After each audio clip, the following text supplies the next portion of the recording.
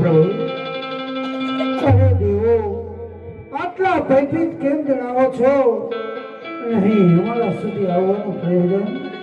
હે ભોળાનાથ, મૃત્યુ લોકમાં કોઈ મનુષ્ય આકરું તપ કરે છે અને એ મનુષ્યના તપના પ્રભાવથી ઇન્દ્રની ઇન્દ્રપુરી ડોલે છે, બ્રહ્માજીની બ્રહ્મપુરી ડોલે. એટલું જ નહીં ભોળાનાથ, પરંતુ તપસ્વી મનુષ્યના તપના પ્રભાવથી મારી વૈકુંઠપુરી પણ ડોલવા લાગી છે પ્રભુ.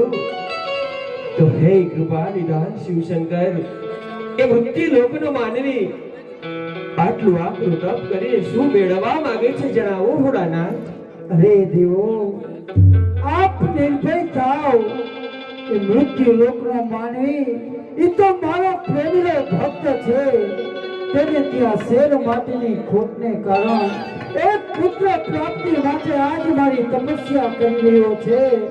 આજના તપના પ્રભાવથી ઇન્દ્રની ઇન્દ્રપુરી ડોલી રહી છે, બ્રહ્માજીની બ્રહ્મપુરી ડોલી રહી છે.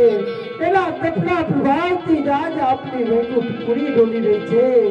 માટે દેવો, આપ નિર્ભય થઈ તમારી દેવભૂમિ સંભાળો.